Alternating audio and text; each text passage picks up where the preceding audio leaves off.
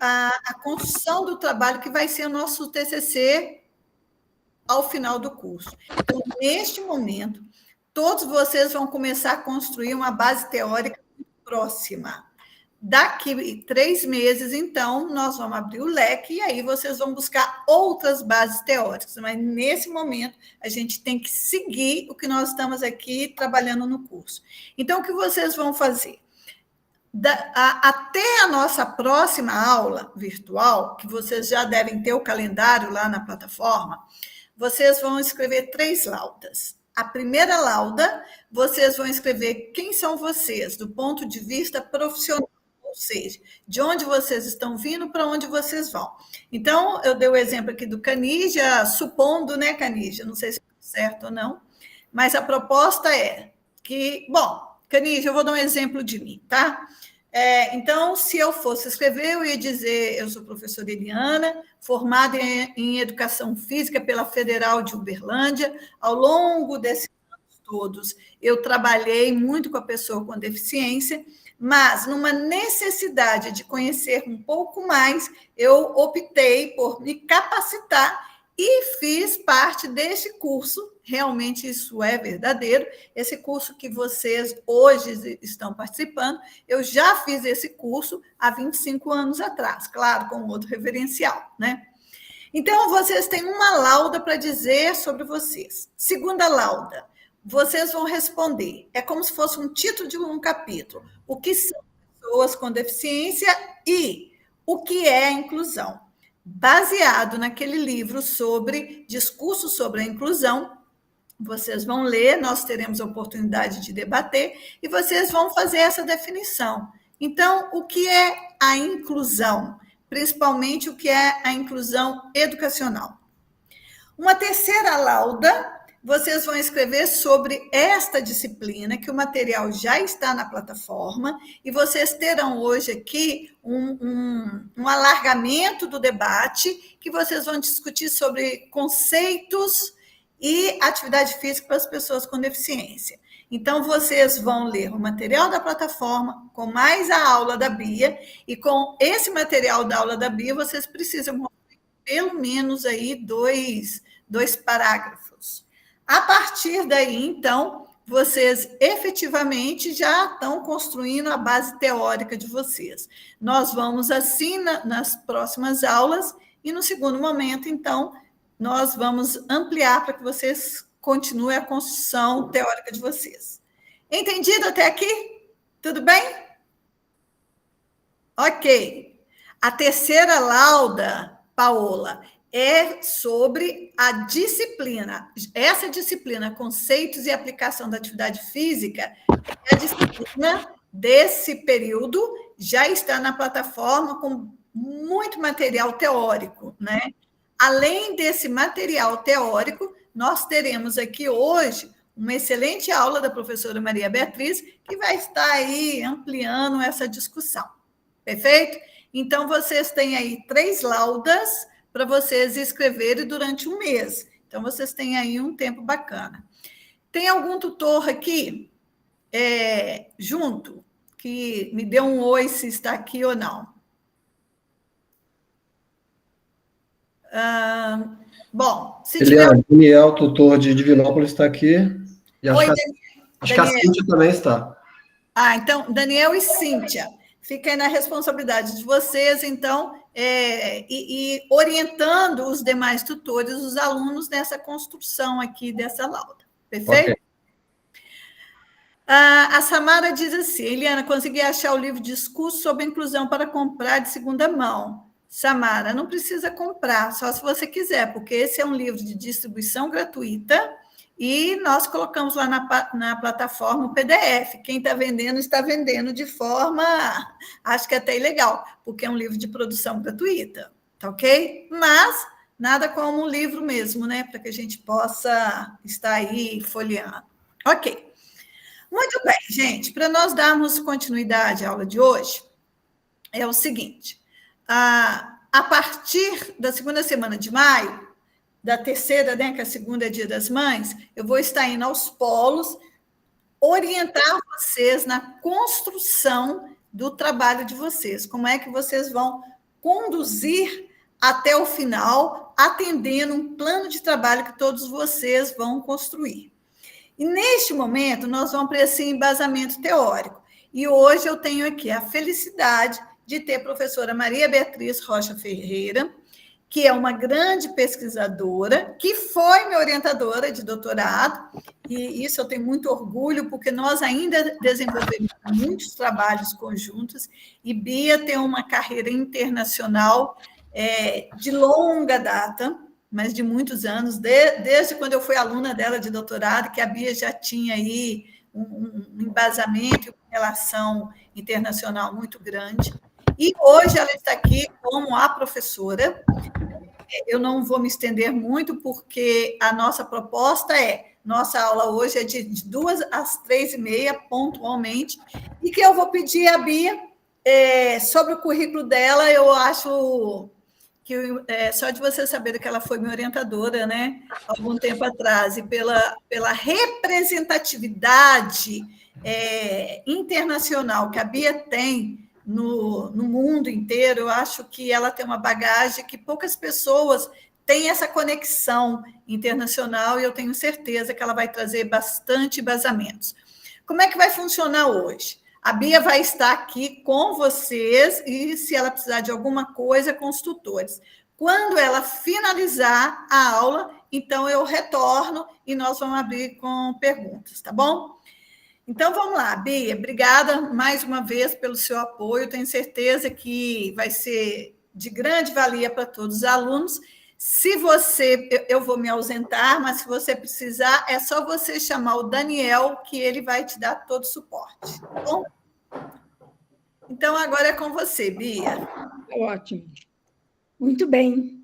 Bom, boa tarde a todos. Eu vou compartilhar aqui a aula de hoje. O título é Conceitos e Aplicação da Atividade Física para Pessoas com Deficiência. Bom, só que eu vou falar mais sobre conceitos, né? Eu não vou trabalhar muito a questão dessa relação direta. Eu acho que vai dar uma ideia para vocês melhor de como é que o conceito foi sendo mudado através desses milhares de anos que nós estamos, tá? Eu agradeço a Eliana, é um prazer estar com vocês. E daí vocês podem fazer as perguntas que depois, no final da aula, eu vou trabalhar. Bom, vocês estão vendo a apresentação? Sim, estamos vendo sim, professora.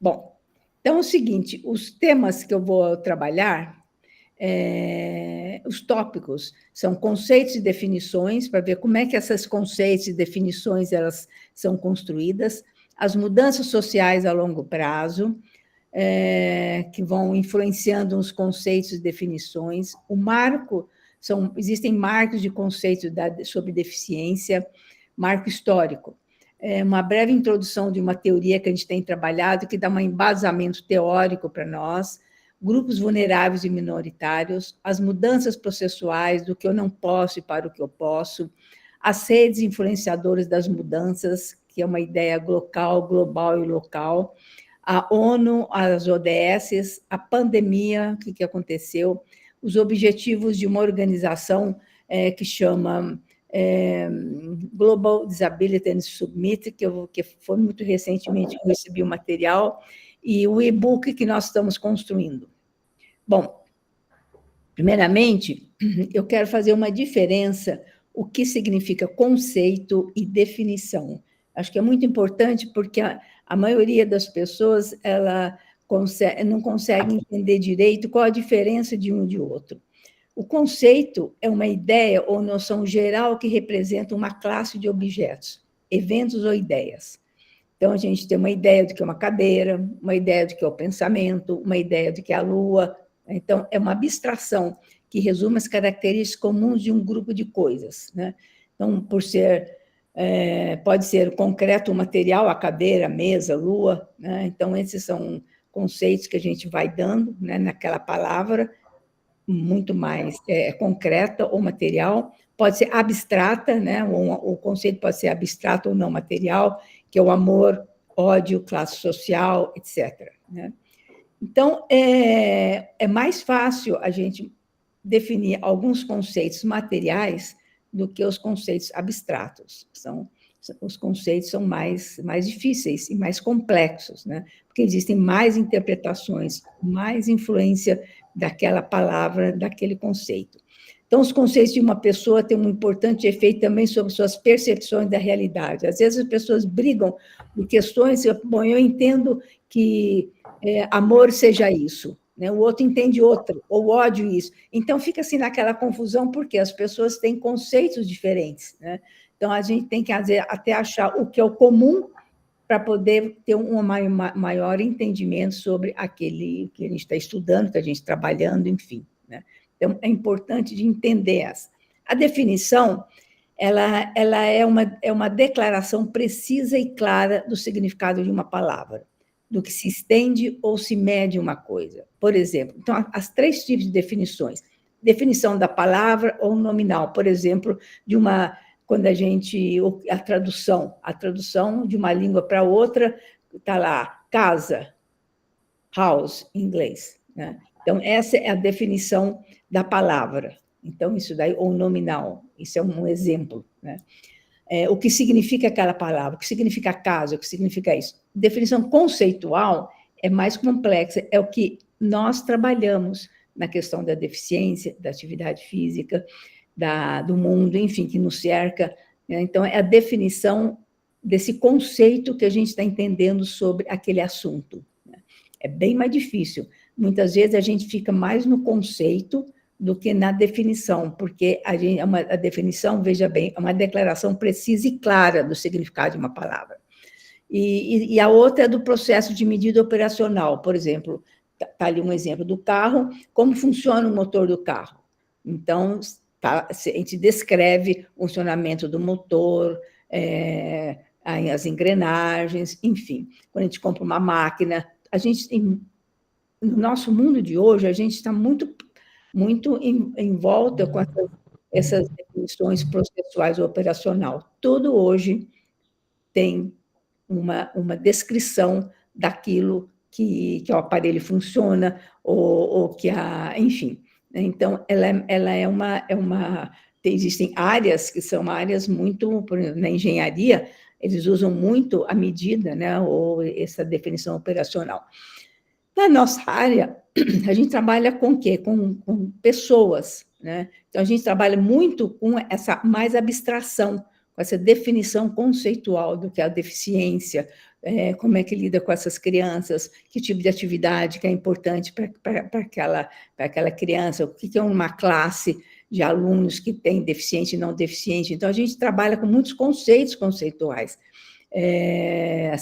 dessas definições conceituais, né? Que tem legislação por trás, que tem toda uma explicação que nos ajuda a entender melhor o curso que vocês estão fazendo, vocês vão entender melhor cada vez mais essas definições conceituais ligadas à área de vocês. Então, por exemplo, o pensamento. O pensamento é super abstrato. O que é um pensamento? Você vai falar, chega lá um ET, né?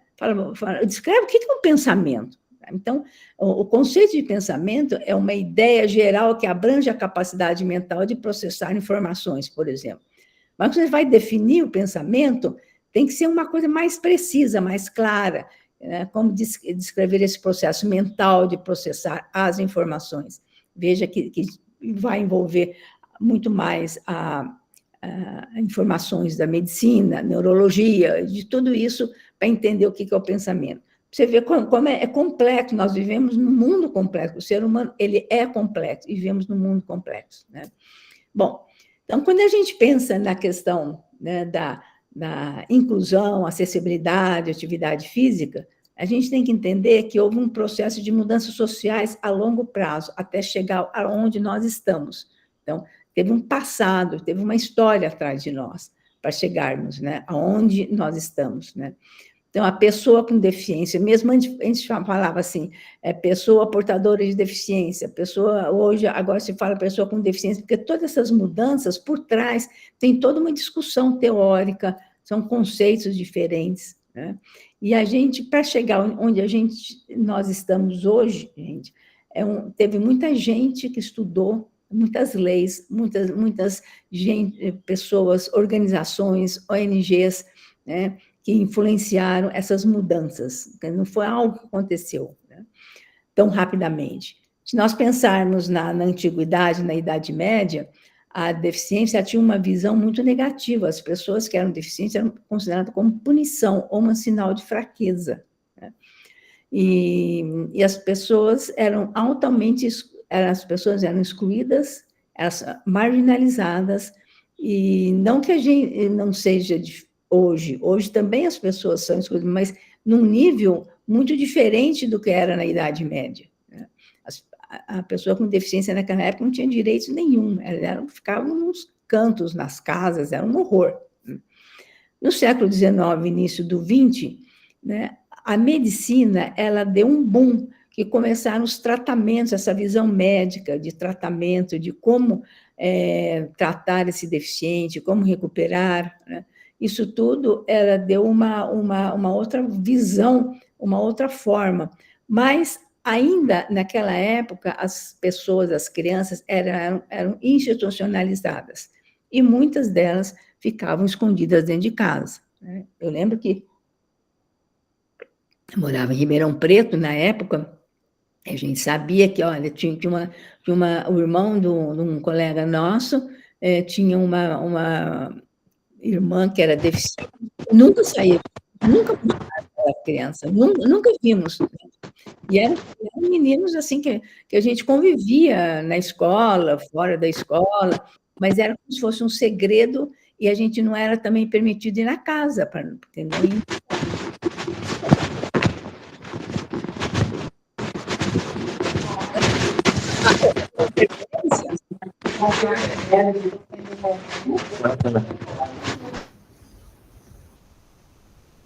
Oi? Está tendo interferência? O colega já desligou o áudio, professora, pode continuar. Ah, tá.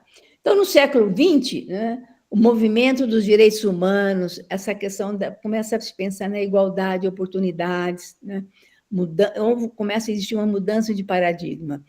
Isso vem muito depois da Segunda Guerra Mundial, né, porque muitas pessoas da Segunda Guerra Mundial, eles se tornaram deficientes, mas eles não eram deficientes.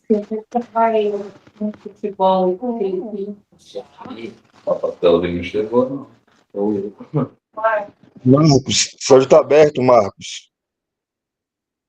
E aí, o que acontece? Acontece que eles começaram a lutar por direitos humanos, né?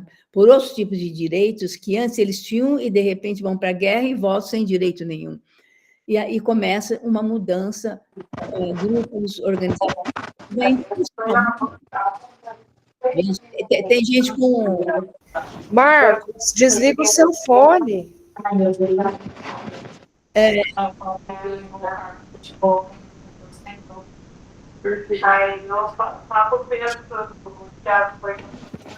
Marcos Amorim, desliga seu fone. Seu microfone está atrapalhando a aula.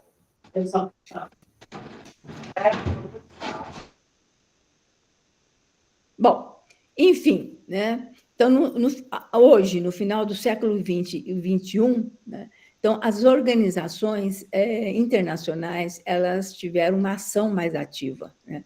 Mesmo a Organização Mundial de Saúde, ela é construída após a Segunda Guerra Mundial, quer dizer, ela é muito recente, né? Então, essa que começa a reconhecer a diversidade das pessoas com deficiência e defende a igualdade dos direitos humanos, que antes não eram considerados. Mas, veja bem, para a Organização Mundial de Saúde reconhecer, a ONU reconhecer, Professora Bia, Daniel falando aqui, só um instante, por favor.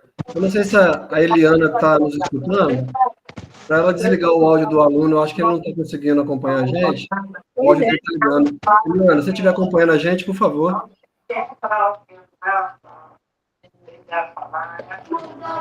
Vou ligar para ela e ver se ela consegue desligar de lá. Marcos, desliga o seu microfone, está atrapalhando a aula. Eu vou fazer contato com a Eliana aqui. Helena, tem gente com o microfone ligado, vê se você consegue desligar deles, porque atrapalha a aula. Conseguiu? Oi?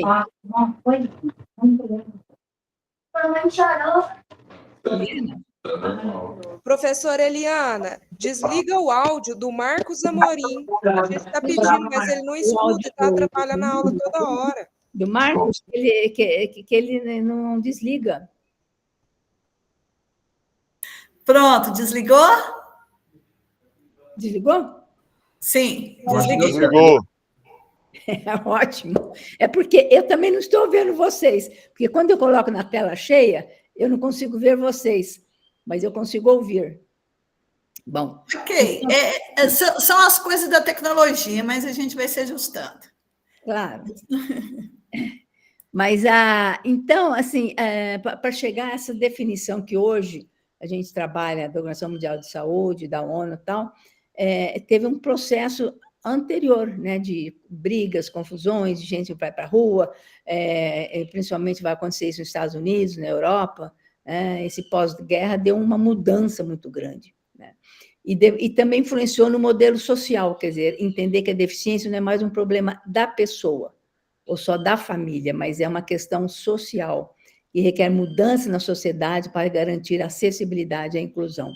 Então, essa mudança ela é muito recente, né? E a gente, como professor, como agente, nós estamos assim, temos que lutar muito para que a gente consiga, né, que realmente isso seja mudado, né?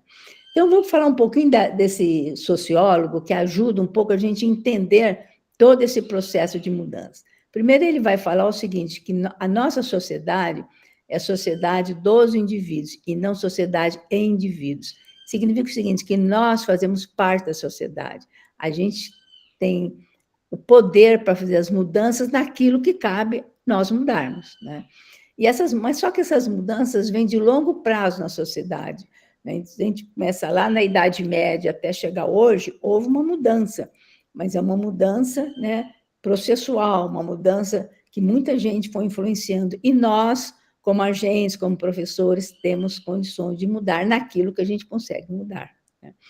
Agora, ele fala também que a sociedade ela é formada por grupos e pela interdependência de pessoas. Por exemplo, aqui, nesse curso, existe uma interdependência entre vocês, que a tecnologia ajudou muito, um está no norte, outro está no sul, outro no centro, quando é que isso fosse acontecer, né? Mas que ele vai dizer que toda relação é uma relação de poder, não existe relação sem poder. Por exemplo, o professor tem poder sobre os alunos, né? O diretor tem poder sobre os professores e vice-versa, só que ele vai mostrar que o poder é relacional, que não vem só de um lado, né? A gente só tem poder nos alunos porque a gente tem alunos, e eles também, com a experiência deles, com as reivindicações deles, eles influenciam a nossa percepção. Então, é uma construção sempre dinâmica, de relacional, que depois que eles chamam que o ser humano é relacional, em pequenos grupos e em grandes grupos. À medida que a internet ela entrou, aumentou muito mais essa interdependência nossa e do mundo inteiro, porque a gente recebe todo dia informações do mundo inteiro, de pessoas do mundo inteiro, né? E na televisão, no WhatsApp, na Instagram, enfim, né? Em todos os locais existe essa interdependência. Só que um ponto importante que para que haja mudanças sociais, as interdependências dos grupos e instituições precisam crescer e se tornarem razoavelmente estáveis para que possam ser estabelecidas e se relacionarem com outras áreas da sociedade. Quer dizer, não adianta a gente só querer fazer a mudança e começar, mas esse processo precisa se tornar estável para que realmente consiga mudar. Por exemplo, né, não adianta colocar a lei lá se as pessoas não estão cumprindo, né? Então, para que a lei vigore, tem pessoas lutando, continuar trabalhando, fazendo com que essa lei, essas relações, elas tenham mais uma estabilidade para que realmente possa mudar na sociedade, de maneira geral. Bom, então, em resumo, ele vai falar o seguinte, que a sociedade tem figurações, quer dizer, que são essas inter-relações que eu acabei de falar. O poder está embutido em todas as relações, todos nós temos poder. Por exemplo, alguém estava com o microfone aberto, quem teve o poder foi a Eliana, que tinha o controle desse sistema, né, desse Google Meet aí, para poder fechar. Embora a gente pedisse para a pessoa fechar, ele não escutava, não estava entendendo, alguma coisa assim. Mas ela foi lá, ela tinha um poder para isso, entendeu? Então, o poder, as relações são todas relações de poder. Isso é muito importante, entender que o poder não está sempre na mão da mesma pessoa. Ela é imutável, porque essas figurações mudam. Umas mudam mais rápido, outras menos rápido. Às vezes a gente fala, puxa vida, né, vou ter que trabalhar com aquela pessoa que eu nem gosto, mas às vezes aquela pessoa até existe alguma mudança, outro vai para um lado, outro vai para o outro, quer dizer, a gente não achar que nós estamos num lugar estável, a gente não fica, a sociedade não é, algumas mudanças demoram mais, outras não, né? Mas a gente vive uma sociedade dinâmica, de mudanças, né? Bom, o que é importante também é que, quando ele vai falar o seguinte, esse sociólogo chama Norbert Elias, que vai mudando o comportamento, o nosso comportamento vai sendo mudado nesse processo, né, de mais informações, outros conceitos vão aparecendo, definições, né? Mas, a longo prazo, né, a gente vai introjetando toda essa informação e vai mudando nosso hábitos social, não é hábito, né? É um hábitos no sentido, é uma palavra até em latim, que diz que esse hábitos, e a gente vai fazendo as coisas sem perceber. Por exemplo, a gente come com garfo, faca, colher, enfim, numa mesa.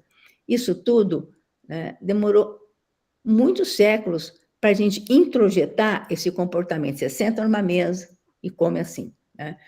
Na Índia, por exemplo, eles comem com a mão, né? Então, está introjetado esse comportamento.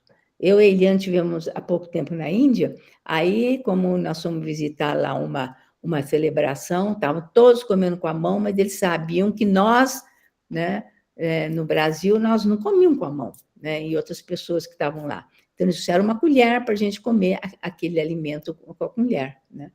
Mas é para entender, assim, que esse comportamento de tantos anos, esse processo, a gente vai introjetando e a gente faz sem pensar, né? A gente senta, a gente não pensa em sentar e ficar comendo com a mão, né? Você senta na mesa, você pega um garfo, uma colher, enfim, come, né, dessa forma.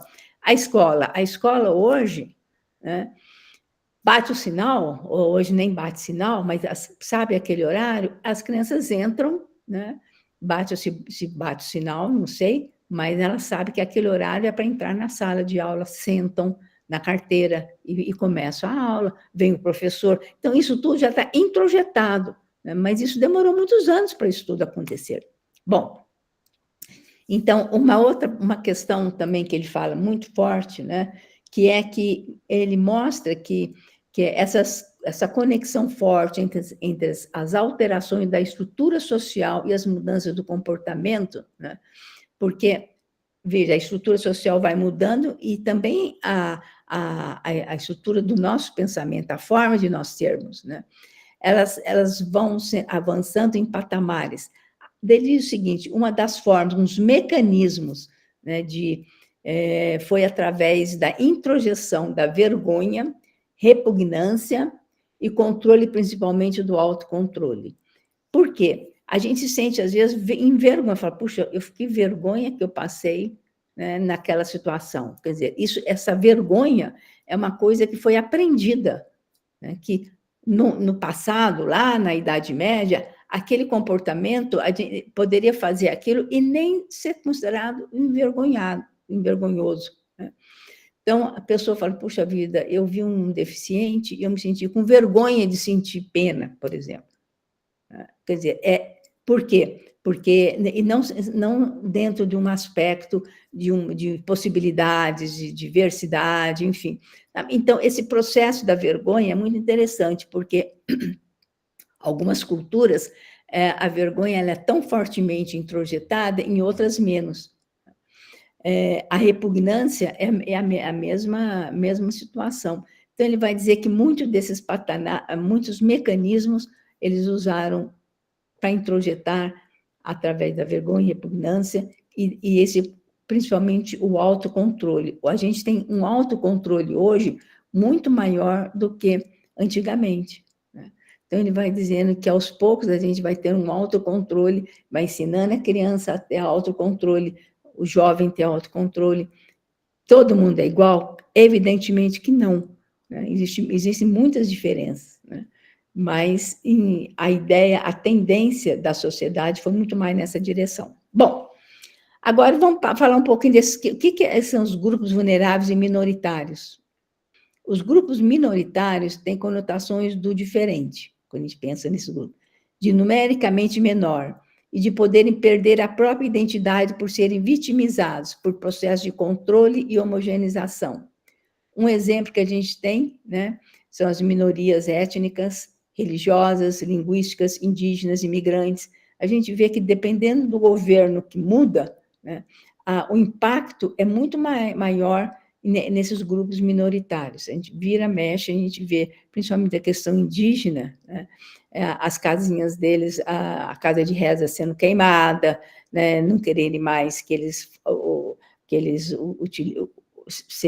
usem aquela religião para eles, os imigrantes, né? Quer dizer, então, existe todo um processo dessa vulnerabilidade, essa minoridade.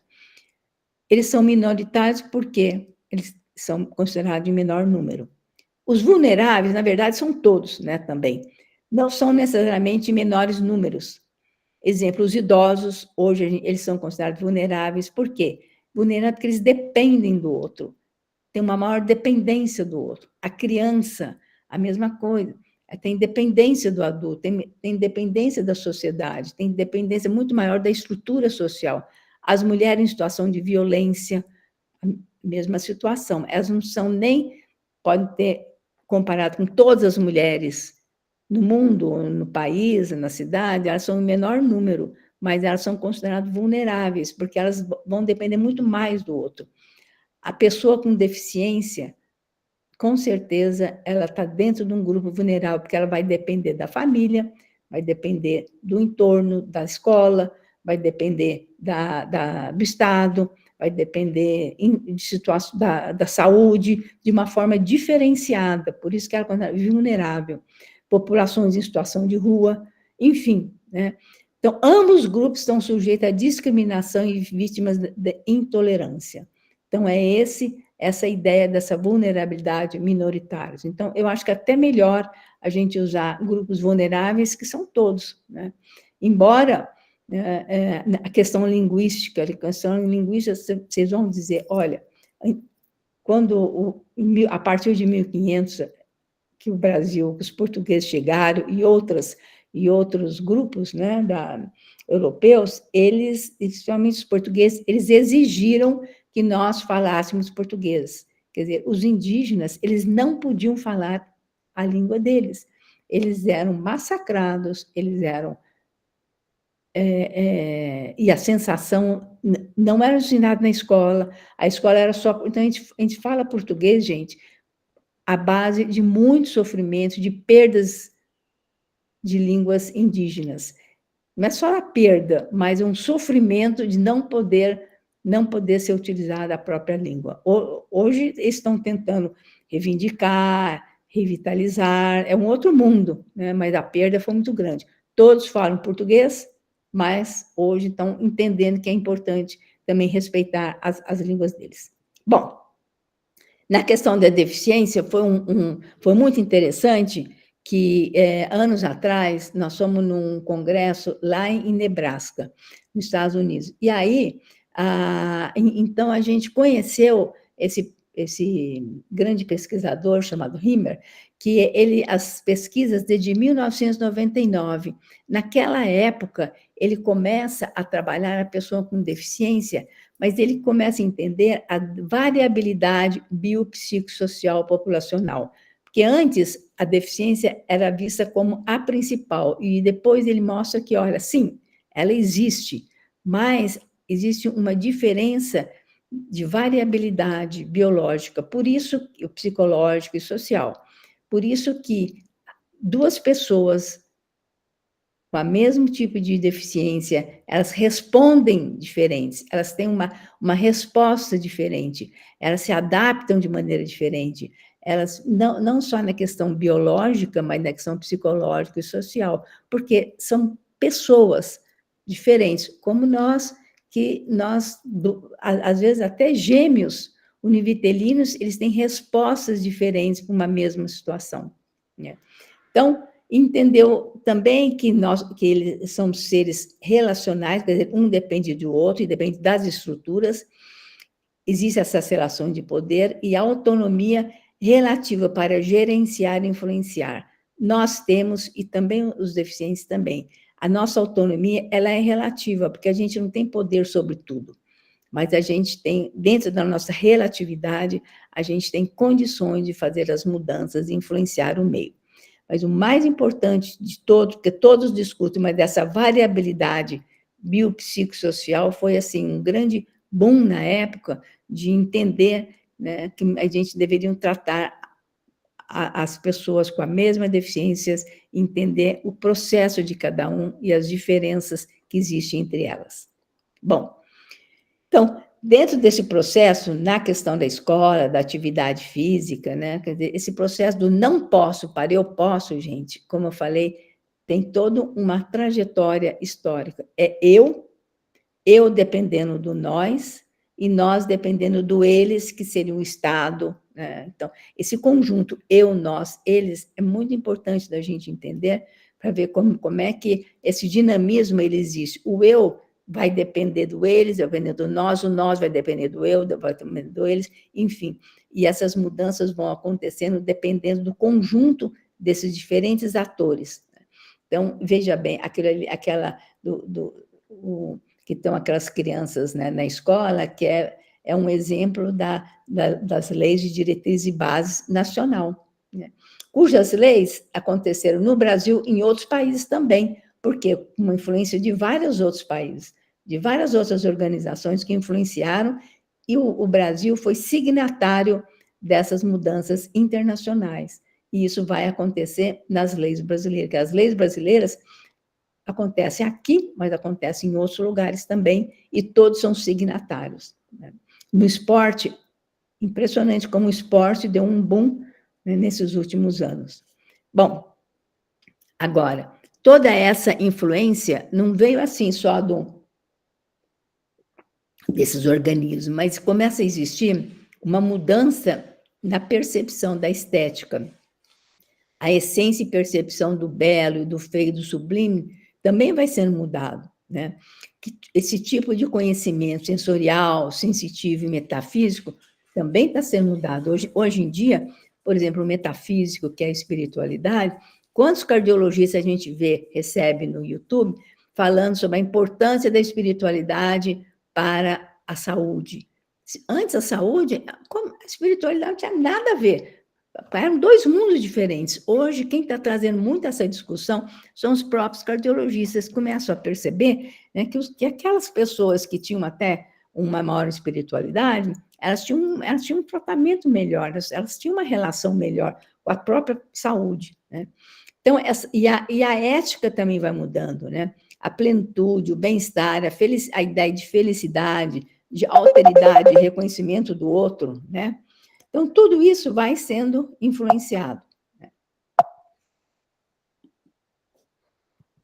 Bom, na arte teve uma influência muito grande, no cinema, movimentos sociais, e é interessante que como o cinema começou muito na influência das crianças, né? Então, esses filmes, né, os livrinhos, Corcunda do Notre Dame, as histórias dele, o Shrek, tudo isso, eles começaram a ver que a gente tinha que começar a mudar essa mentalidade nas crianças. É a criança que vai entendendo melhor, porque o adulto ele tem muito preconceito, por um processo até histórico, não é que as pessoas têm preconceito por si, mas foram construídas pelo meio, pela sociedade, pela família, enfim, né? Então, eles começaram a trabalhar muito essas questões nas crianças, com esses... E depois, na universidade, na mídia, os governos, essas organizações, instituições nacionais, entre outras. Então, hoje, quer dizer, você vê, eu pus até o maior escrito, governo. O governo, ele é fundamental. Se o governo não tem uma ação, né, mesmo que seja signatário, mas se a gente não cobra desse governo que eles realmente implantem essas medidas, esses cursos, bom, os cursos que vocês estão fazendo é maravilhoso. Quer dizer, é projeto que veio do governo federal, porque foi signatário de outras propostas internacionais, né? E hoje a mídia também influencia demais. As pessoas têm noção do que é esses trabalhos, têm noção dessas redes sociais, a indústria, o comércio, tal, e é o que eles chamam hoje de glocal. Glocal significa global, influenciando no local, e o local influenciando no global. Quer dizer, não é só... A direção não é só de um lado, mas sempre de um lado e de outro, esse glocal. Acho que é importante a gente sempre pensar nisso, né? Então, vocês como professores, na escola, com a criança, quer dizer, tudo que está sendo, vocês estão trabalhando e fazendo, vem de uma experiência maior, né, no planetária, mas vocês têm uma forma de retornar isso através dos, não sei, os relatórios, debates, que vocês vão se organizando e formando na cidade, entre vocês, nas redes sociais, enfim, né? Bom, outro ponto também importante é a ONU, então, que é a Assembleia Geral das Nações Unidas, 10 de dezembro de 48, pela Resolução 217, que declara que os direitos humanos são direitos inerentes a todos os seres humanos, independente da raça, sexo, nacionalidade, etnia, língua, religião, qualquer outra condição. Então, quer dizer, isso começa em 1948. Veja bem, lembra que eu falei? Após a Segunda Guerra Mundial, que começam essas grandes movimentações. Outros tratados, instrumentos e declarações vão ocorrendo a partir daí. A Convenção sobre os Direitos da Pessoa com Deficiência, em 2006, então ela começa mais recente.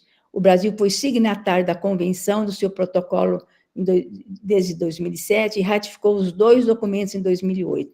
E o Brasil está sempre à frente, com propostas interessantes, né? Precisa fazer mais? Com certeza, mas está sempre à frente para fazer esse movimento. A Organização Mundial de Saúde, esse documento, né, esses vários documentos para uma ação global da atividade física de 2018 e 2020, vale a pena vocês lerem, tem chama Pessoas Mais Ativas para uma Saúde Maior.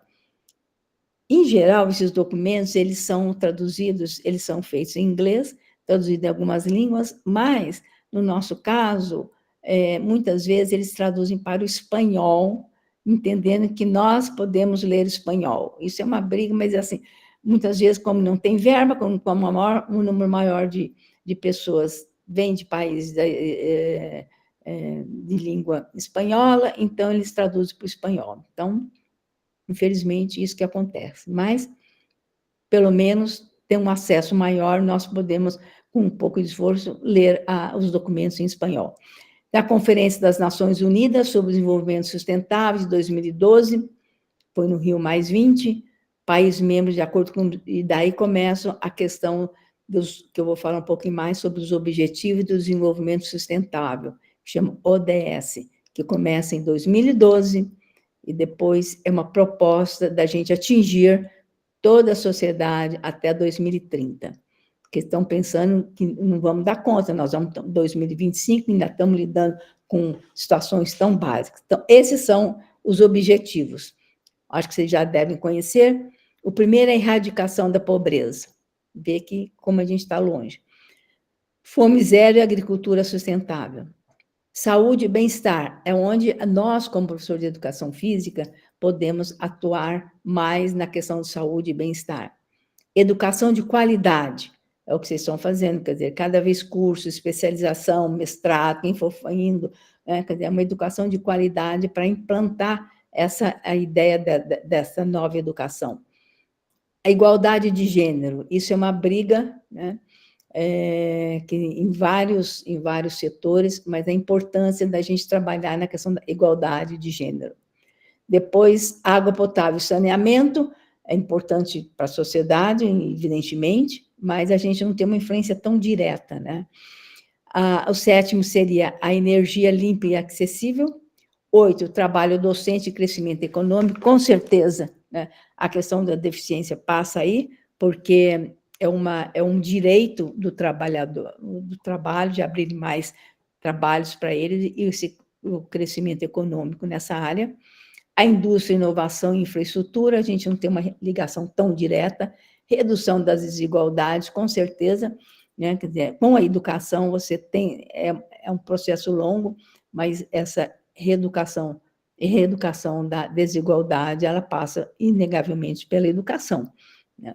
Cidades, comunidades sustentáveis, com certeza, especialmente a questão do deficiente, né?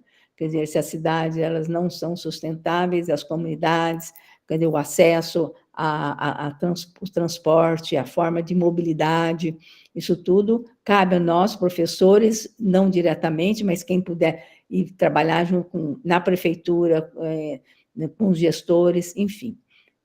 O consumo e produção responsáveis, a ação contra a mudança global, vida e água, vida terrestre, paz, justiça em instituições que também cabem na área de educação. E o 17º seria parcerias e meios de implementação. Bom, isso são os objetivos, é importante a gente ter em mente esses objetivos e sem parar e pensar como eu estou contribuindo para o objetivo 3, saúde e bem-estar, como professor e no meio que eu trabalho, né? Ou a educação e qualidade, como eu estou contribuindo, né? A igualdade de gênero, né? Enfim, eu acho que é importante a gente ter esses objetivos em mente para a gente poder construir, ajudar a construir tudo isso. Só queria falar um pouquinho sobre a questão da inclusão, que existe uma diferença entre igualdade e equidade. Olha lá essa foto aqui. A igualdade, todos estão enxergando aquele jogo, todo. Mas quando você coloca um banquinho maior, quer dizer, a pessoa maior ali, ela não sabe de banquinho. Tira o banquinho dela e coloca o banquinho para aquele menor, que seria considerado o anão ali, eles têm direito iguais. Quer dizer, aí a gente tem que pensar na equidade e não só na igualdade, porque a igualdade não dá o direito da equidade. Quer dizer, a gente tem que pensar nisso, nessa equidade.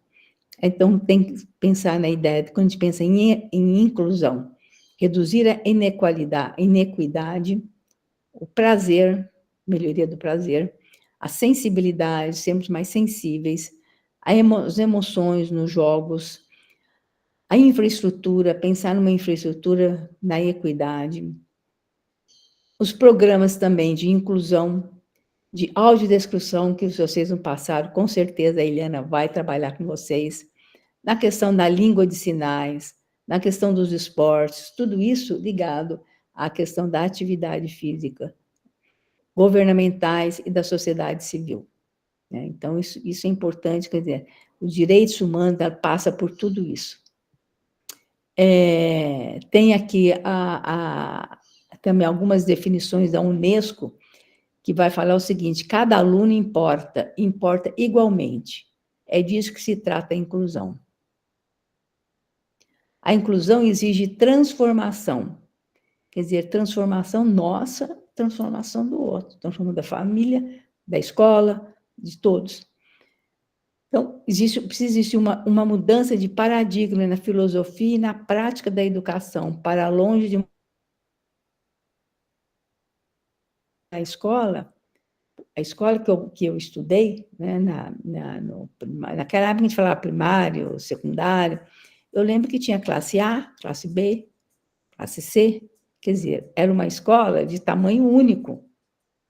E hoje em dia, né, é totalmente diferente. As escolas são mistas. Inclusive, na escola dos meus filhos, eles faziam aquela escolha pela chamavam de sociometria, que a criança escolhia com quem queria ficar na sala de aula, sabe? Então, eles faziam aquele estudo e depois eles juntavam as crianças baseado nisso, naqueles diagramas que eles iam formando, colocar as crianças na mesma sala de aula. E foi interessante que, na época, eu não entendia muito assim, mas eu queria que minha filha ficasse numa outra sala, porque seria mais fácil para mim, para levar com as mães e trocar na aula e buscar. E a orientadora me falou, Beatriz, mas ela não escolheu essa classe, nem essas meninas. E eu falei, bom, mas puxa vida, mas vai ser tão mais fácil para mim. Bom, ela acabou mudando minha filha de classe. Mas só para vocês entenderem que, bom, depois os anos passaram, as meninas ficaram chateadas, umas foram para outra classe, deu um rolo lá. Mas hoje, as amigas dela, hoje ela tem 34 anos, as amigas dela, que até hoje ela conserva, são aquelas que ela escolheu quando ela tinha 9 anos de idade. Naquele a gente chama de sociometria. Então, você vê que tinha uma ligação forte, né? A escola estava atenta e sabia o que estava fazendo. Eu pensando no meu interesse, não sabia de nada daquilo, peguei a escola, tanto eu ir lá e pedi, eles mudaram, né? Mas, e aquela classe, daquelas mães, daquelas filhas, que a gente fazia rodízio, ela não tem a mínima vontade de ser amiga. Então, não tem nada. Eu falo, gente do céu, quer dizer, como é que pode? Mas era uma escola que já não era do tamanho único. Eu que queria forçar naquela situação. Foi um erro meu, um erro. Mas, enfim, para entender que hoje a inclusão ela exige muito mais dessa mudança de paradigma, né? É longe de essa abordagem de tamanho único. Bom, nós já passamos, ou não sei se volta, se não volta, mas é o pior, acho que já passou, graças a Deus, essa pandemia, né? E hoje eles falam de a Covid longa. O que é a Covid longa? São as sequelas que essa Covid deixou, né? Então, houve um impacto político, demográfico, ecológico, psicológico, exigiu resiliência nossa, mudanças comportamentais, inovação das pessoas, dos governos, sociedade civil. Vozes começaram a serem faladas e ouvidas, e uma divulgação científica, webinars, ONU, Unesco, isso tudo melhorou muito. A mídia, por exemplo, essas redes sociais, isso tudo veio dessa maior... o legado, né, dessa pandemia. Né? Mas, quer dizer, foi um problema seríssimo de saúde, de tudo. E como é que a escola, naquela época que vocês participaram, como é que vocês se mudaram? Quer dizer, como vocês inovaram, né? Vocês darem aula de casa, né? Usando a internet, com muita dificuldade. Teve professor que nunca tinha pego num computador, e especialmente aula que é prática da atividade física, da educação física. E como é que vocês fizeram, né, dentro desse processo de inovação, para trabalhar a criança com deficiência, quer dizer, os alunos que estavam lá na sala de aula, a dificuldade que eles passaram, que foi muito pior do que as outras crianças. Crianças e jovens, o jovem sofreu demais, o idoso sofreu demais, especialmente a pessoa com deficiência. Por quê? Porque a pessoa com deficiência, ela não conseguia, ela precisou, se ela já é vulnerável, ela se tornou muito mais vulnerável, porque ninguém podia levá-la no médico, os pais não podiam sair, não podiam, enfim, foi um problema sério. Eu acho que vocês, na vivência, eu acho que até no trabalho de vocês, talvez, não sei, converse com a Eliana, mas resgatar um pouco que momento difícil que foi aquele para vocês e como vocês conseguiram inovar e resolver, né, utilizando assim do que eles chamam de resiliência, quer dizer, de mudança, de criação de novas formas de educação na questão, principalmente da atividade física. Te acompanhou muito aquela dança de cadeira de rodas que eles fizeram, até competição online, para poder motivar que aquelas pessoas continuassem fazendo atividade em casa, atividade física em casa, porque eles não estavam fazendo, quer dizer, estava piorando a condição deles de não conseguir fazer atividade física. Bom, agora, um ponto importante que a gente pensa só, né, nessa Covid de longa duração, sequelas e tal, mas existe um termo, né, um conceito que é da sindemia. A sindemia, ela envolve as doenças, né, de longa duração, no caso, foi a Covid, as sequelas, né, o sedentarismo e a obesidade. A obesidade é um problema seríssimo, né, hoje na população, por causa do sedentarismo das pessoas, né, cada vez mais, principalmente nas cidades grandes, né, essa urbanização, o medo de sair na rua, o perigo que tem, né, isso tudo, as pessoas estão cada vez mais sedentárias. E é isso, então, esse conjunto desses três, que é considerado sindemia. Então, a gente tem que pensar na questão da aplicação da atividade física, né, para pessoas com deficiência, pensar nessa ideia maior da sindemia, né, que é esse sedentarismo, essa obesidade, né, essa falta de atividade física, essa dificuldade que é de fazer atividade física. Bom, um ponto que eu quero levantar para vocês, que foi, eu recebi, faz 2 dias que eu recebi o resultado de um congresso que houve, até que foi na Alemanha, né, que é que chama Cúpula Global da Deficiência. Eu achei muito interessante essa cúpula, porque eles querem o quê? Preencher uma lacuna entre 2 áreas ainda distintas, a inclusão da deficiência, da pessoa com deficiente, e a cooperação para o desenvolvimento, cooperação entre os grupos e países, quer dizer, que cada um cooperando, como é que estão trabalhando a questão da inclusão. Eu achei muito interessante. E eles fizeram um trabalho com os países, né, para assinarem esse documento deles. Então, o Brasil foi signatário. Eu não sei quem assinou, né, vou até passar a informação para a Eliana, para descobrir quem é que foi signatário, quer dizer, qual é o órgão que foi signatário, para realmente, esse curso, gente, que vocês estão fazendo, dessa especialização, tem aperfeiçoamento, isso é uma novidade em vários países, né, de um governo, ele realmente fazer esses cursos para vocês fazerem esse upgrade, esse desenvolvimento. Então, é importante mostrar o que está sendo feito no Brasil, né, e trocar essas experiências assim. Então, essa cúpula global da deficiência, que chama, né, Global Disability Summit, é um mecanismo que vai além dessa cúpula dos 2 dias, mas a cada 3 anos eles se reúnem, e acabaram de fazer esse congresso lá em Berlim. Então, é um mecanismo que envolve advocacia contínua com as partes interessadas no desenvolvimento da deficiência global e a mobilização do movimento pelos direitos das pessoas com deficiência e seus aliados. Então, isso é muito interessante, acho que vale a pena, sabe? A Eliana vai entrar em contato depois, vamos ver se a gente entra em contato com esse grupo, né, e realmente mostrar, e vocês continuarem fazendo essa rede, esse network entre vocês, da experiência desse curso e na prática de vocês, que é muito importante a prática, né? Bom, o mais interessante também que eu achei, que ele tem, eles fazem um resumo desses objetivos, né, dessa cúpula aí. Primeiro, eles focalizam no que as pessoas com deficiência dizem que é importante para elas. Então, escutar a voz do outro, que é o que eu chamo de alteridade, o reconhecimento do outro, escutar a voz do outro. Planos serão feitos de como as pessoas com deficiência podem ser melhores, né? Depois, como pessoas com deficiência deverão ter seus direitos respeitados. Todas as pessoas devem ser pela lei respeitadas.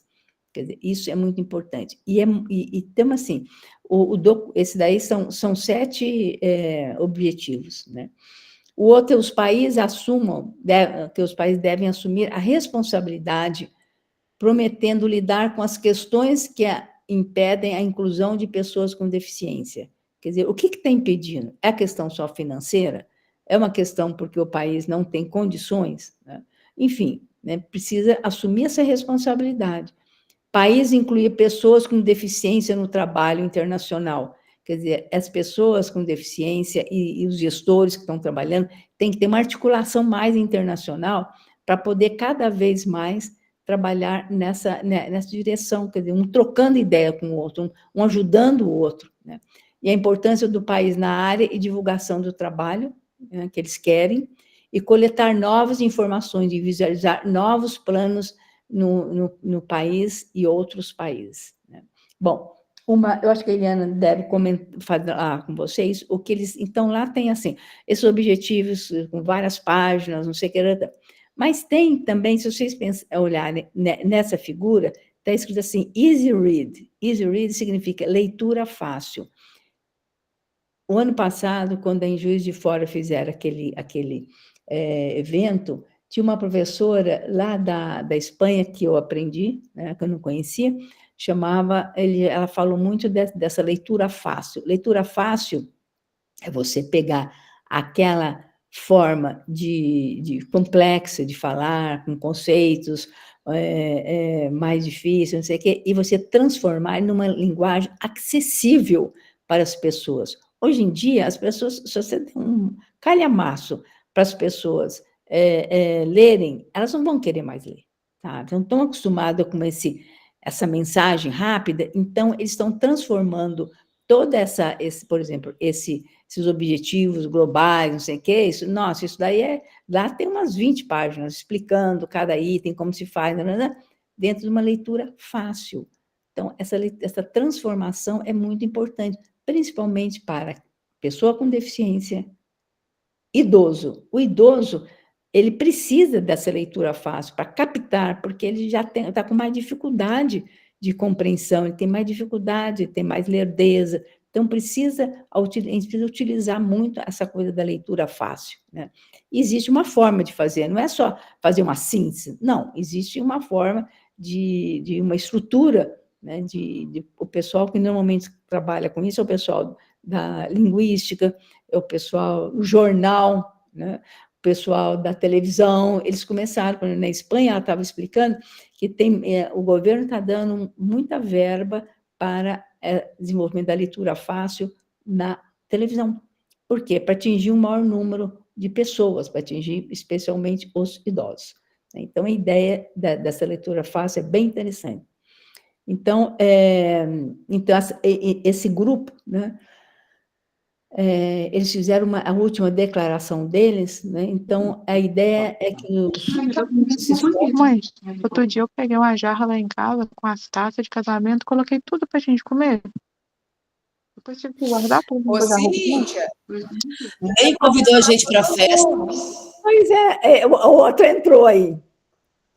Então, assim, já estou no final da aula, mas esse grupo, então, a declaração que esse último, os países assinaram, eles para se esforçar para que todos os seus programas de desenvolvimento internacional sejam inclusivos e acessíveis à pessoa com deficiência, contribuindo ativamente e positivamente para a igualdade inclusiva e plena, para a não discriminação e para não causar danos. Também para se esforçar para garantir que pelo menos 15%, olha só, dos programas de desenvolvimento internacional implementados em nível nacional tem a inclusão da deficiência como objetivo, só de 15% para 15%. Eu estava imaginando que fosse muito mais, mas pelo menos isso. Então, com a meta desse 15% para 15%, essa declaração que foi feita agora, né, o mês passado, né, Amman, que é um outro país, junto com a cidade Amman e Berlim, busca estabelecer pela primeira vez uma meta quantificável para a inclusão da deficiência em escala global. O objetivo é atingir essa meta até a 4ª edição da Declaração Global. Tá? Então, o gráfico, eu não tive condições, infelizmente, de traduzir, mas depois a gente traduz para mandar para vocês. O que é esse 15%? Né? Quer dizer, para que é? Né? Daí está lá. Why a target? Por que o objetivo? Né? O objetivo, target é o objetivo. O objetivo para quê? Esse 15% do quê? 15% tal. Então, quer dizer, ele montou esse diagrama aí, só para a gente entender como é que esse de 15%, 15%? Imagine, gente, eu imaginei que nós tivéssemos muito mais do que 15%, não sei, precisava até ver quantos por cento dos nossos programas de educação, de saúde, de televisão, disso tudo, atinge esses 15%. Então, a meta é pelo menos isso. Para finalizar aqui, tem um grupo que eles entenderam que para promoção da atividade física é muito importante a gente começar a pensar na criança. Então, eles construíram 2 e-books. Elas estão partindo para o 3º já. O segundo, né? E esse programa é um programa que é realizado foi feito durante a pandemia pelo grupo do Dr. Vitor Matsudo, lá de São Caetano do Sul. É um grupo de pesquisa que estão lá há mais de 40 anos trabalhando na questão da pesquisa, da atividade física e saúde. E aí,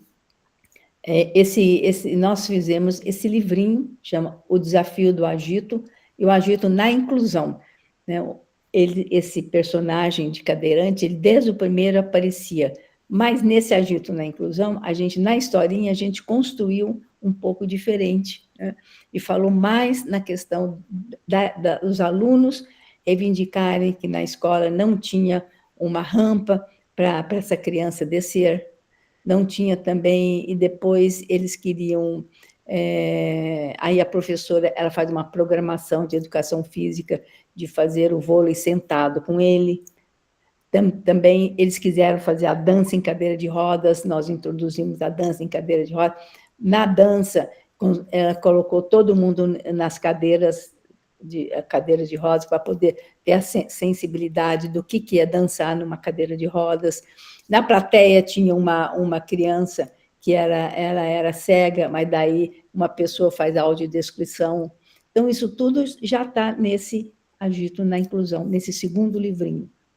Esse livrinho, é interessante que isso daí está à disposição de todos, né, porque está online, e tem também, e isso foi uma ideia que vocês mesmos, dentro das possibilidades, né, e o alcance de vocês, podem fazer esses livrinhos, né, em e-books, e junto com os professores de arte, enfim, né, fazer umas criações e depois divulgarem. Teve uma escola aqui que pegou um livrinho e era outro tema, e trouxeram para as crianças, na sala de aula, para eles transformarem em realidade aquilo que estavam vendo no livrinho. Tá? Depois eu mando também para a Eliana, é um outro tema, não tem nada a ver com atividade física, mas e daí já colocou no YouTube. Então, por isso que a gente tem que usar mais o YouTube, essa mídia, para poder mostrar a riqueza do trabalho de vocês, tá? Bom, é isso, né, que eu queria falar para vocês. Agora a gente pode abrir aí para discussão, né, e agradeço a todos. Bia, excelente, muitos dados novos, né, gente? Muitas informações aí internacionais.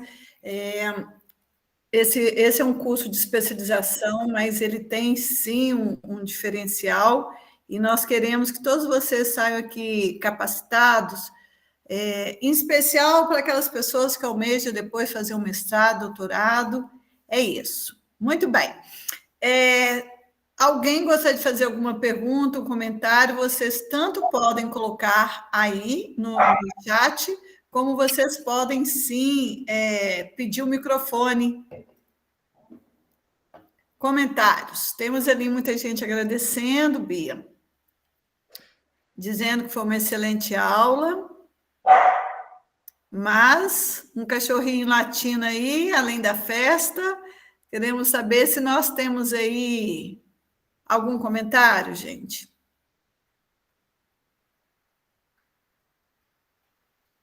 Sim, olha só, quando nós terminamos aqui com a Bia, todos aqueles alunos que queiram conversar com a gente, tirar dúvidas sobre o curso, a gente termina aqui, tá?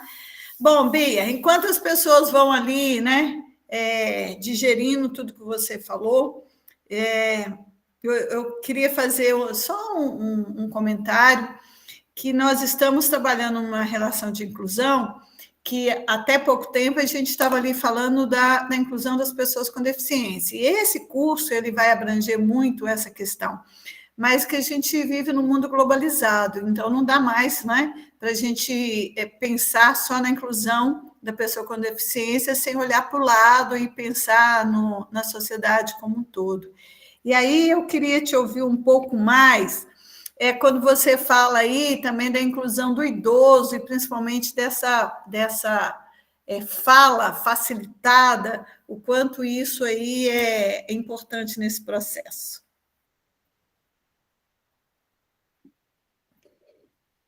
Eliana, bom, tem uma pergunta antes aqui, acho que é do Fábio, que ele fala, depois eu respondo a sua. Como garantir uma inclusão diversa, respeitando os contextos socioculturais, sem oferecer soluções planificadas na perspectiva local? Bom, acho que vai depender da possibilidade de cada um, da criatividade de cada um e da vontade de luta. Não adianta só, sabe, a gente não querer lutar para mudar. E lutar significa, né, realmente que muitas vezes a gente tem que enfrentar uma estrutura difícil, pessoas difíceis, né, que não querem mudar, né? Porque mudança significa se deslocar do seu estado que você está para ir para outro local. Então, isso daí é muito difícil e depende da criatividade, né? E depende também, às vezes, por exemplo, na escola que você esteja, né, a diretora, os professores, eles são mais solidários, né, e desenvolver mais a solidariedade entre as pessoas para poder realmente e trabalhar com isso que você está dizendo, né? Garantir a gente não garante nunca, mas a gente pode melhorar e perceber que está melhorando, né, aquela situação. Eu acho que isso é fundamental, né, e dá para fazer. Eu acho que dependendo de muita gente, está muito acomodada e não está nem acreditando mais. Eu acho que isso daí, mas tem gente que está ainda com fôlego para poder realmente fazer as mudanças. E isso, esse network, viu, Eliana, dessa organização que eu falei no final, que eles estão desenvolvendo isso, eles querem desenvolver que as pessoas, elas fazem mais, troquem mais experiência, para um ajudar o outro, né, local e internacional. Isso vale a pena dar uma olhada nisso. Bom, a questão do idoso, eu acho que essa fala fácil, né, que eles estão falando, essa maneira de comunicar é fundamental, porque o idoso, a gente vai perdendo algumas funções de compreensão, né? Então, e a pessoa vai ficando cada vez mais isolada, e conforme a comunicação e essa forma de falar com o idoso e dar essa informação mais clara, né, mais fácil, ele continua muito mais participativo na sociedade, né? Isso daí, na Espanha, lembra aquela professora Mata, né? Da Mata, né? Ana Matamala. Ana Matamala, ela falou que o governo na Espanha, eles estão investindo nisso, né? Então, inclusive na televisão, sabe? Então, tem programas com essa fala, ou então são traduções, e muita gente que trabalha com ela, na linha que eles vêm da linguística ou de línguas, que trabalham com tradução, porque na tradução a gente debate muito com isso, né?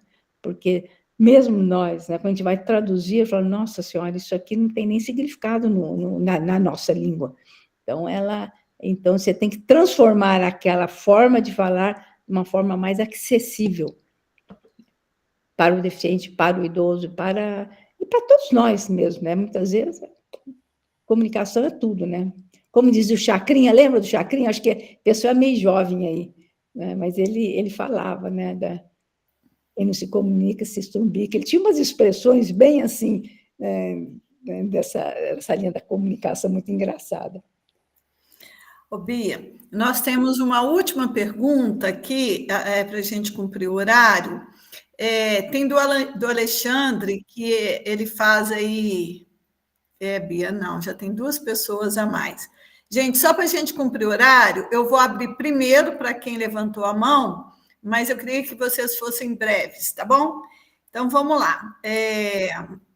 Primeiro, quem quer falar é é quem estou enxergando aqui, é o Igor. Diga, Igor. Suzana, já vi que você foi primeiro, mas agora já chamei o Igor, tá bom? Boa tarde. Ô, professora Suzana. Ó, Suzana já foi, desculpa. Professora, é uma dúvida que eu fiquei pensando, até mesmo fazendo uma atividade aqui da plataforma, a senhora falou um pouco sobre o hábito social, né? E algo que eu fiquei pensando, quais que são os fatores que influenciam esse hábito social ao decorrer do tempo?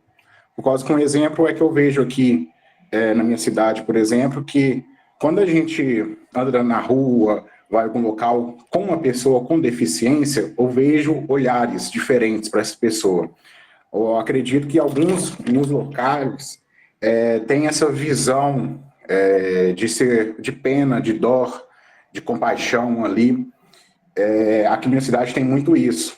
Igual, por exemplo, é o segundo ano que eu estou como coordenador do Festival Paralímpico, que é pessoas com crianças e adolescentes com deficiência, e a gente vê muito, olha que bacana, aí vê a criança com deficiência, nossa, que dozinha. A gente vê muito isso. E quando a gente sai na rua, a mesma coisa. E a gente já participa, sou profissional de educação física, trabalho como professor de atletismo aqui, para pessoas com deficiência, e em outras competições, em outros locais, por exemplo, Belo Horizonte, em São Paulo, não existe isso. É como se fosse, da palavra, normal, uma pessoa com deficiência andando, comendo. Muitas vezes aqui, você vai num restaurante com uma pessoa com deficiência, eu fico te olhando como essa pessoa com deficiência está se alimentando, como se locomove. Eu vejo muito isso. Aí uma curiosidade que eu tenho é essa questão desses aspectos que vão estar influenciando essa melhoria. Lógico que melhorou muito, né? Como a gente tem apresentado que desde a antiguidade, esse preconceito, acessibilidade melhorou muito com o passar do tempo, mas eu vejo que isso é muito centralizado em algumas regiões, principalmente naquelas que são mais desenvolvidas, principalmente com a prática esportiva. Eu acho que a prática esportiva ajuda muito o desenvolvimento, mas infelizmente, por causa que a prática esportiva seja centralizada, as periferias ali saem em desvantagem. Eu acho que eu acredito nisso, sabe? Eu queria ver o que influencia essa melhoria de qualidade de vida mesmo das pessoas com deficiência. Eu tenho muito essa visão de preconceito ainda.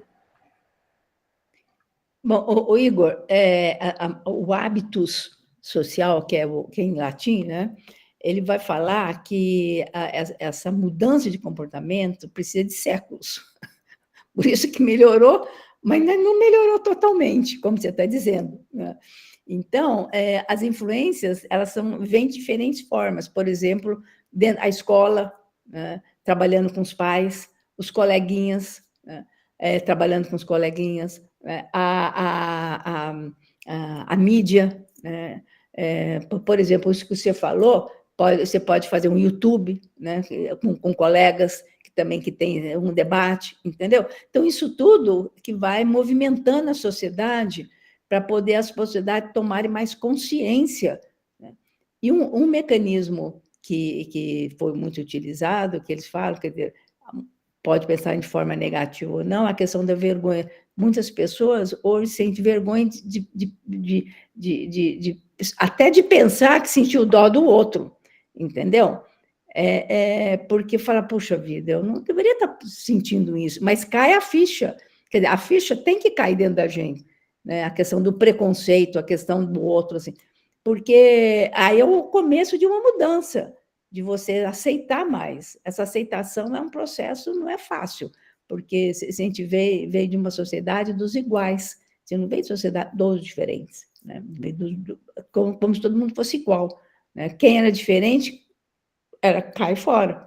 Então, essa mudança vai demorar muito mesmo, mas eu acho que já melhorou muito. E eu acho que vocês podem, como professora aí do curso, fazer... Quem sabe tem algum que gosta mais de midiático, fazer YouTube, depoimentos, né? Um entrevistar o outro, sabe? Fazer essa criatividade, tem que usar muito da criatividade, daquilo que o Elias fala, do poder que cada um tem. E é isso que vai fazer a mudança na sociedade. Esse livrinho 3 é interessante, o 2 é interessante, porque são os alunos que se sentem a necessidade do coleguinha cadeirante de não poder participar em todas as atividades, vai na professora, a professora vai falar, bom, vai conversar com a diretora, vai na prefeitura, vai pedir verba, não sei o quê, para mudar a escola, para poder fazer um pouco a pergunta do Alessandro, sabe? Então, é uma ideia da criança, a sensibilidade da criança com o outro, para poder fazer essa mudança que aconteceu dentro da escola.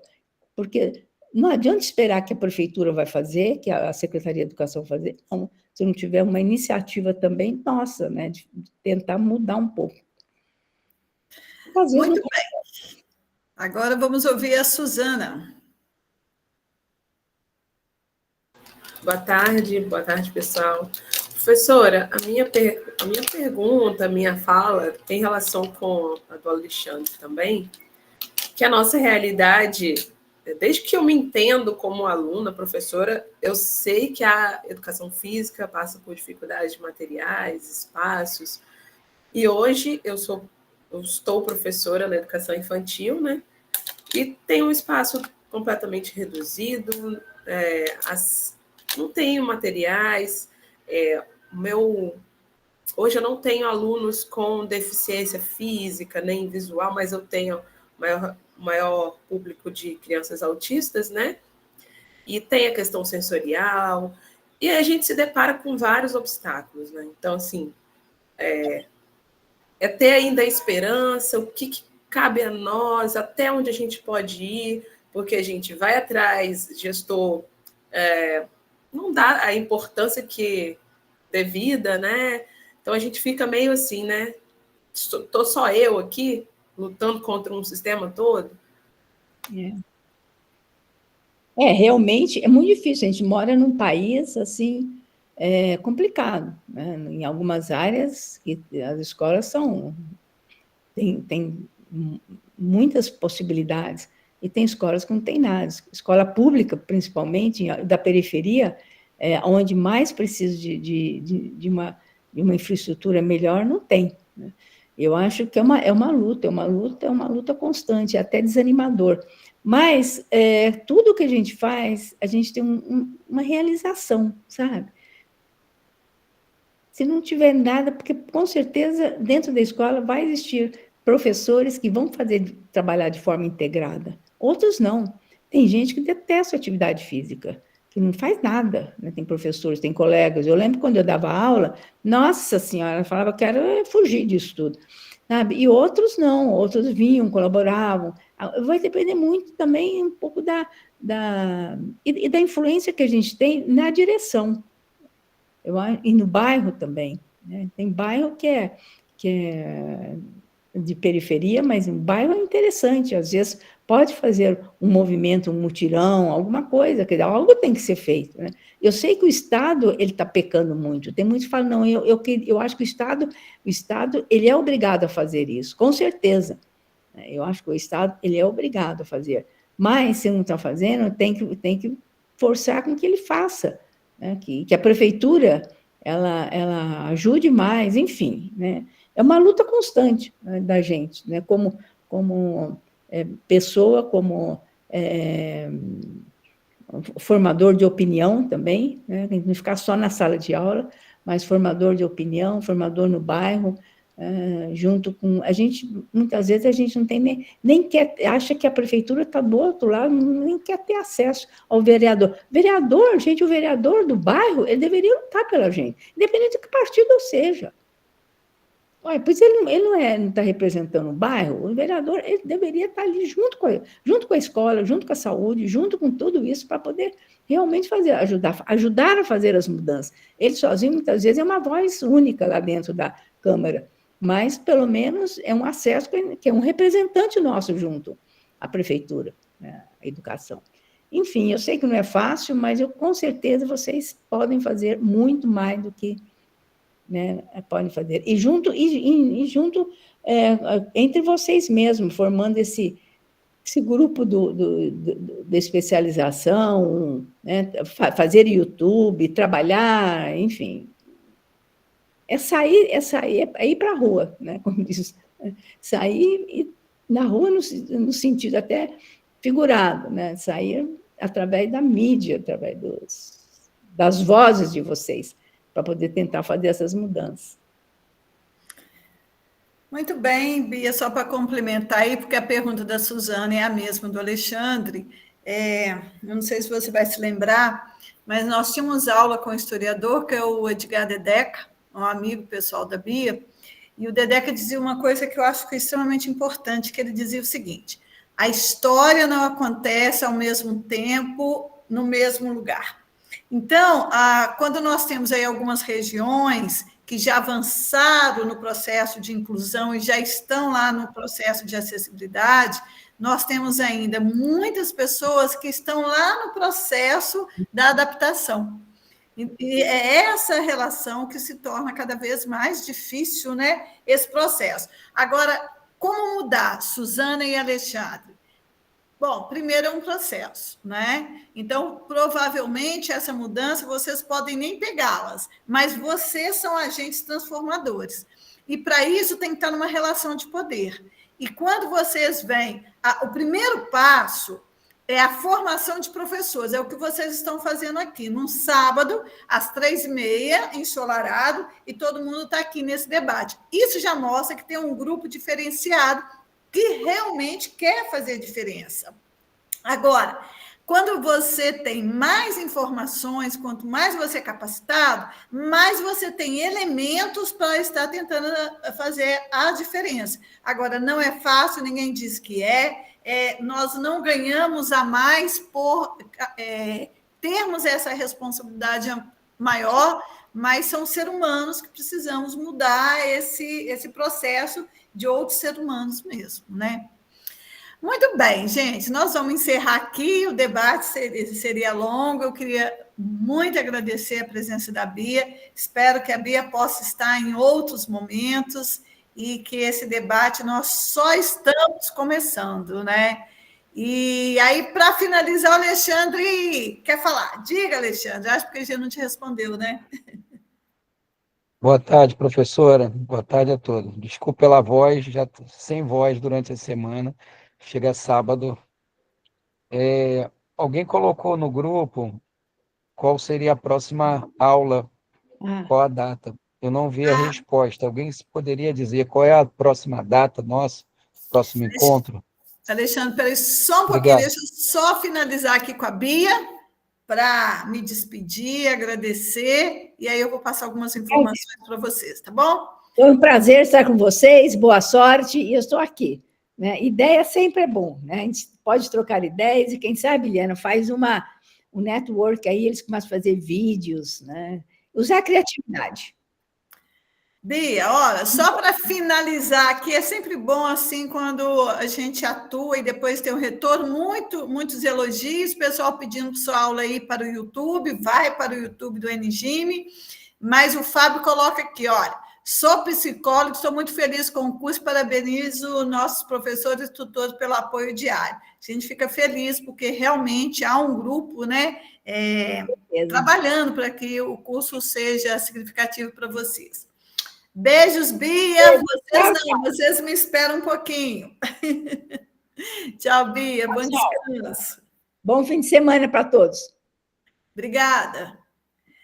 Muito bem, meninos, já estamos indo por fim. Primeiro, alguém perguntou aí da próxima aula, né? Então, peraí, deixa eu dizer aí para vocês, o cronograma não está na plataforma? Vocês têm certeza que esse cronograma não está lá? Os tutores que estão aqui, tem certeza? Para mim, ele já está aqui, Acho que está na plataforma. Nossa próxima aula... Espera aí. Programa...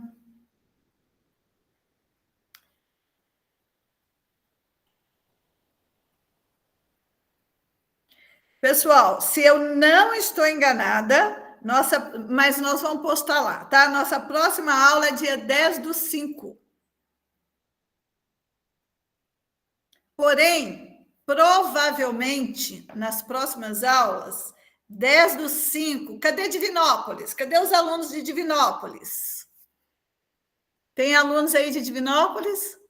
Provavelmente, nas próximas aulas, deve funcionar do seguinte, eu vou estar no polo, e dia 10/5 eu devo estar em Divinópolis, e do polo, os outros vão estar online. Então, a gente vai ter um grupo presencial e os demais vão estar online.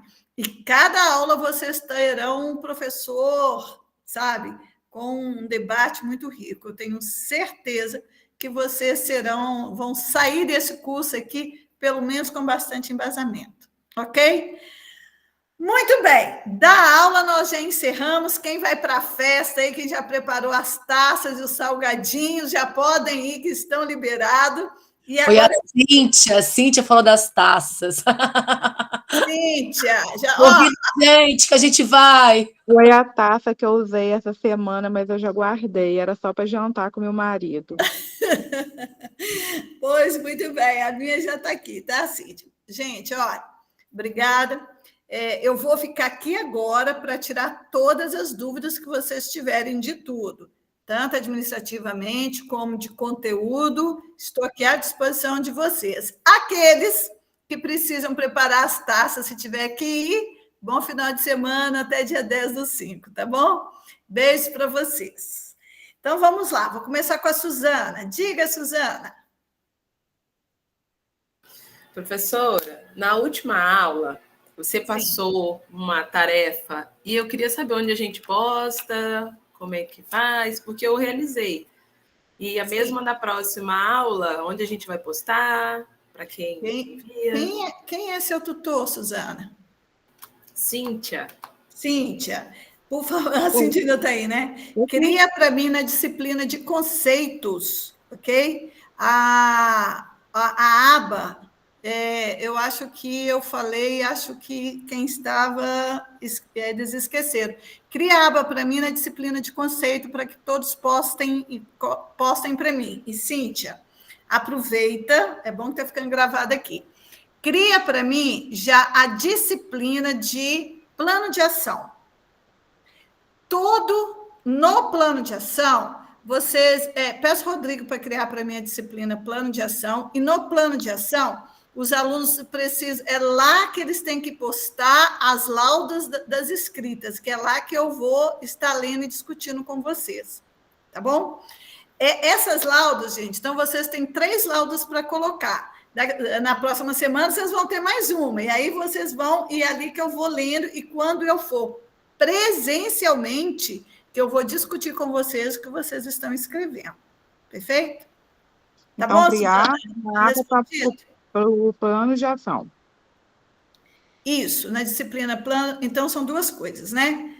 Já acredito que já esteja criada a disciplina plano de ação. E lá já coloca a primeira entrega do plano de ação, que deve ser entregue até 10/5, ok? Ok. E na disciplina de conceitos, a atividade da semana do mês passado. Perfeito? Então tá, resolvido. Cíntia, falou com a Cíntia, tá resolvido, tá? Vou falar aqui com o Rodrigo direitinho. Tá bom. Perfeito. Diga, Gabriela. Eu fiquei com a dúvida porque na primeira aula, na segunda aula presencial, eu não podia participar. E aí eu tive que faltar. Não dava nem para eu colocar rodando a aula e tentar assistir de vez em quando, porque eu estava num evento do trabalho. E eu queria saber quantas faltas de aulas síncronas a gente pode ter. Então, a sua pergunta ela é pertinente. Olha só, nós estamos num debate com o Conselho Nacional de Educação que nós não estamos entendendo o que é considerado aula presencial, entende?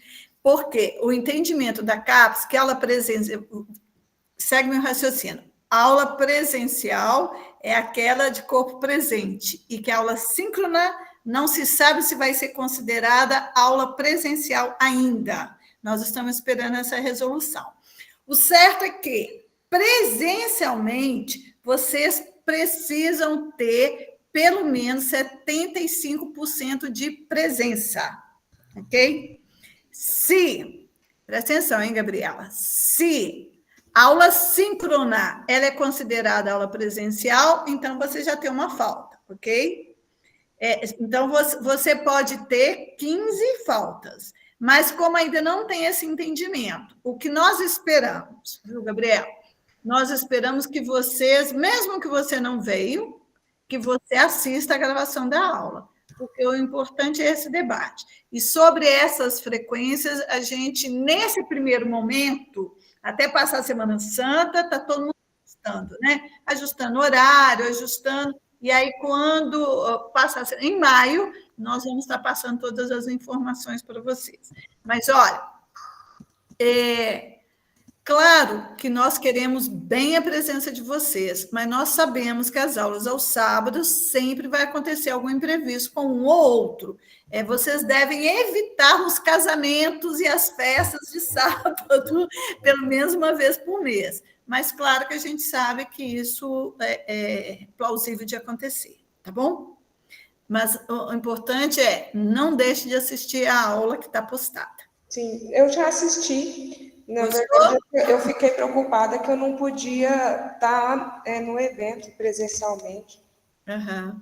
Eu acho que eu estava em um curso lá em Belo Horizonte, um curso de taekwondo que eu pratico, e aí não dava para eu pôr a aula e ficar assistindo e o mestre lá falando e eu não prestando atenção nele, né? Aí eu tive que abrir mão da aula, porque o curso era só uma vez no ano, na vida, na verdade. Era um palestrante internacional que nunca veio ao Brasil. Perfeito. Lembrando que existem situações, conforme rege o estatuto do aluno, vocês podem se justificar, entendeu? Por exemplo, você estava nesse evento, pega a declaração, manda lá para o seu tutor, que isso é computado, tá bom? Beleza. Casamento não, hein, gente? Casamento, batizado, festa de taças, nada disso, tá? Mas cursos e outras coisas assim, é justificável. Diga, Cleiton. Taças e vinho, né, Tiago? É isso mesmo. Olá, boa tarde, professora. Tudo bem? Oi, Cleiton.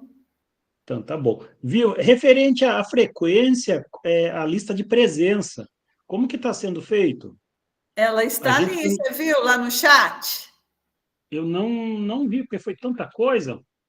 Vou postar de novo, tá? Tá, por gentileza, muito obrigado, agradeço, viu? Pessoal, quem ainda não preencheu, preencha lá, ó, acabei de postar. Mais alguma pergunta, gente?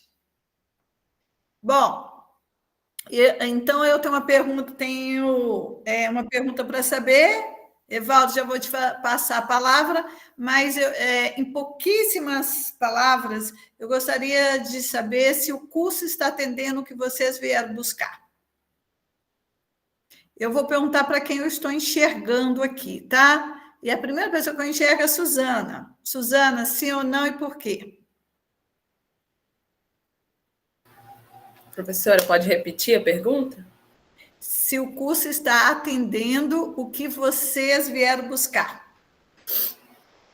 Está atendendo, sim. Inclusive, eu até preciso concluir a atividade que você passou. Qual é a minha perspectiva em relação ao curso, né? Está atendendo, sim, até o momento. Bom? Ok, temos que segurar até o final. Igor, cadê você? Estou aqui. Está sim, atendendo sim, e espero que continue dessa forma. Pela atividade, né, que eu fiz do mês passado, uma das coisas que eu coloquei que eu tenho expectativas que eu ganhe um vasto conhecimento, até porque eu trabalho nessa área já há 2 anos, sabe? Eu vejo que precisa, assim, dessa melhoria, que mais professor, que o professor já conhece, já trabalha, se capacite cada vez mais e também contribua para a formação de novos professores. Eu acho isso muito importante para o crescimento da área. E eu penso também, tenho expectativa que o curso possa proporcionar novas experiências, novas possibilidades, novas oportunidades também para grandes experiências e também futuros trabalhos também. Ok, Catiúcia. Tá aí?